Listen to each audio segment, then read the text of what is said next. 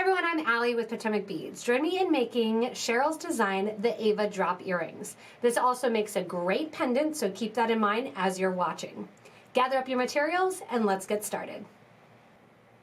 So to get started, we have our endless ring in that nice drop form. And what I'm going to be doing is doing a brick stitch on the outer edge while attaching then an AVA bead to the top and having a little bit of hang down in the middle. To start, I have a 0.006 black wildfire beading thread. You can see in her design, Sheryl's original, she used the green to complement the green beads that she had.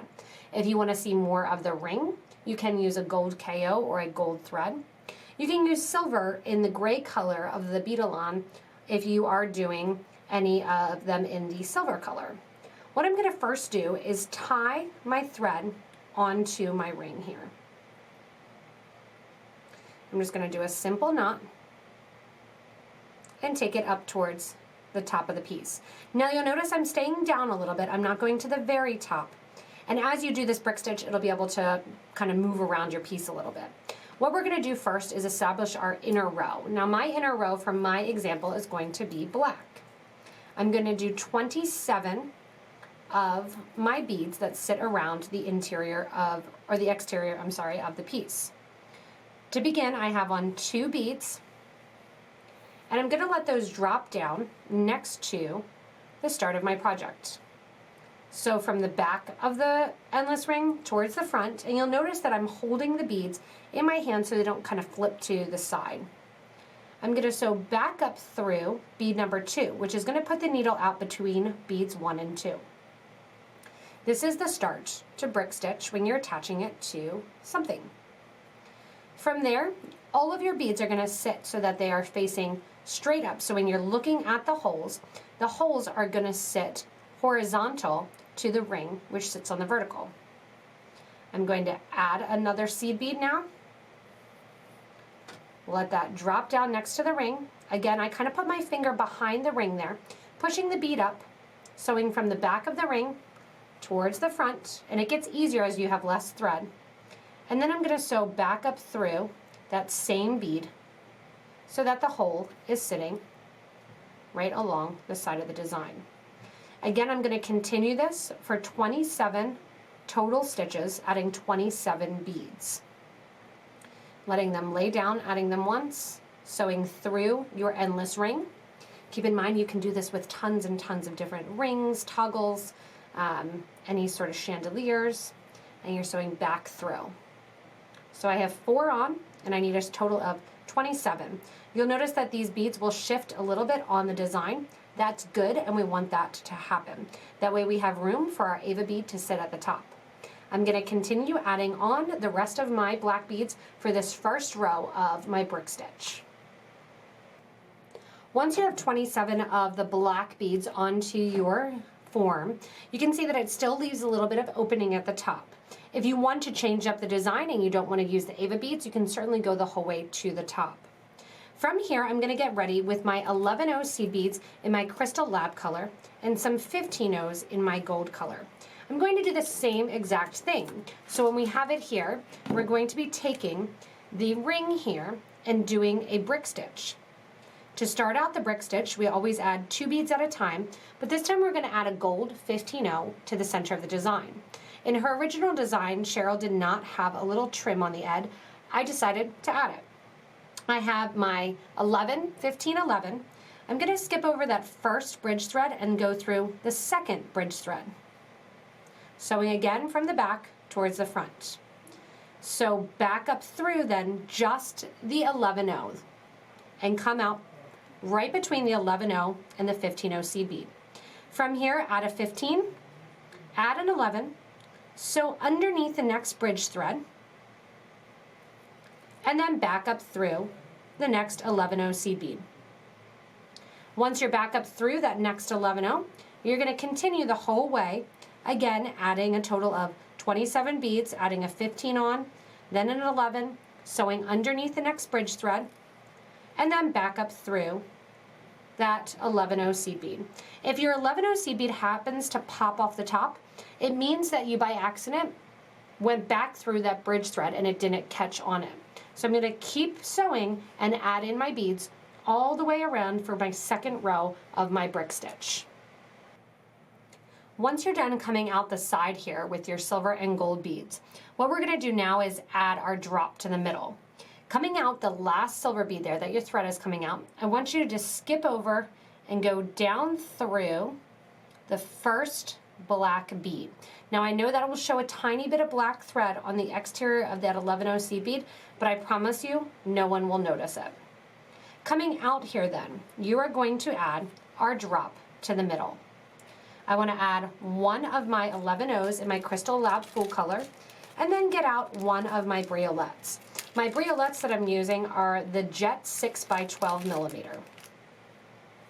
I'm going to add one of my jet beads and another one of my 11-0 seed beads. Going to the opposite side of the piece, I'm going to sew around from the top to the back of the form and through. As I come out to the back of the form then, and go to the front, I'm going to re-sew through that 11, drop 11. That puts one more little loop over there on the side and holds it right in place.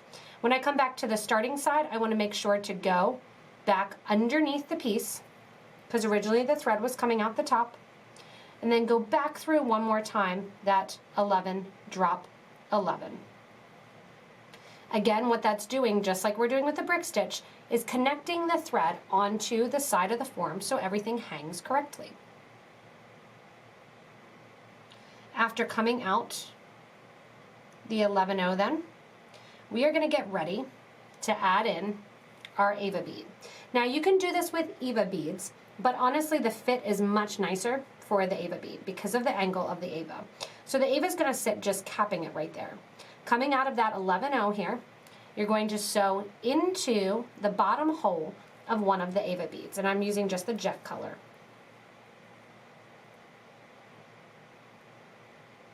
Coming out the side there, so I'm not doing anything yet, I'm just coming right out the side. I'm going to add 4 of my 11-0 seed beads. I'm going to sew into the top of the AVA bead, pulling that in towards the center. On the other side here, I'm going to sew 1, 2, 3, 4 more 11-0 seed beads and down into the bottom hole, coming out towards the center of the AVA. When I do so here, I'm going to sew into the 11-0 and the briolette, and then the 11-0 on the other side.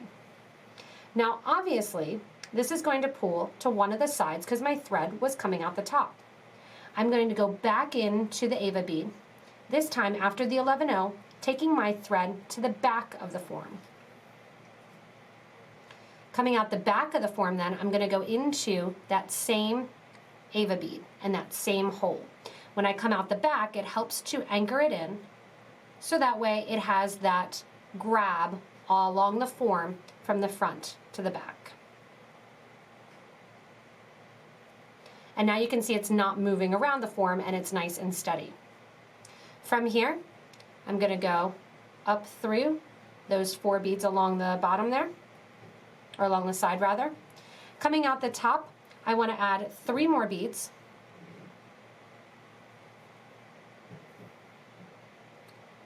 As I add those 3 more beads then, I'm going to grab a wire guard, put the wire guard on, and go through to come to the other side. So I've added my wire guard on the top here, going through the first little loop, having the thread sit inside that little U channel, out the other side, and I'm going to add 3 more 11-0 seed beads. Once I add those 3 11-0 seed beads, I'm going to go down my line of 4 seed beads.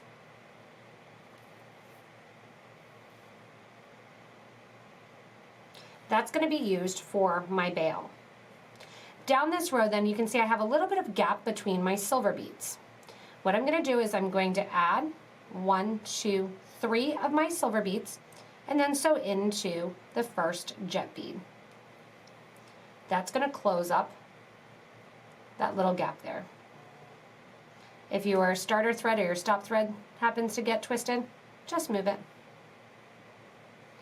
Coming out here then on this side, I'm going to go through yet again, one more time, hanging out with that 11, crystal 11, to the other side and up through my jet bead once I come out, going from the 11 to that first starter jet bead.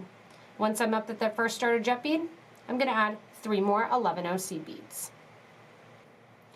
Once you're out that baseline black bead, you're going to add 3 more of your 11-0s. We're going to go up through that line of 4. We're going to reinforce going through the 3 beads that sit above the AVA bead, as well as through the wire guard or the wire protector. What this is going to do is create that nice line that has the silver going the whole way on the exterior of the edge. From here, go back down through the wire guard, back down through your full set of beads now, till you get out that full set of beads, back through that black bead, and tie off the thread ends. Once your thread ends are tied off, you're just going to take a thread burner and burn down the little edge of thread there so that you can't see it at all. That's going to be used then to finish up your beautiful AVA Drop earrings. It's really fun to see how the different colors and the different beads in the middle, if you want to use a little drop bead if you don't have the briolettes, really change up the look and the design of the piece. Also totally separate is if you would keep the beads out in the middle and have a nice open form. There's tons and tons of endless options how to finish off, add beads, and work with this brick stitch project. Thank you so much for joining me and making Sheryl's AVA Drop earrings. They're a lovely design. They're really lightweight and kind of flexible and fun to play with the different ideas of what you're going to put at the top, hang some fringe at the bottom, keep the form opens, and also look at the endless supply of the different endless rings and forms that we have. Remember, if you do need any materials, check out the links below to shop with us online. Additionally, make sure to give a little thumbs up and comment and let us know any tips, tricks, questions, or ideas that you may have when it comes to these awesome earrings. We love to read through the comments and we love to hear from you. As always, remember you can also join our Facebook group for beading and jewelry making and interact with an amazing forum of people there. As always, thank you so much for watching, and thank you, Sheryl, for your awesome AVA Drop earring design.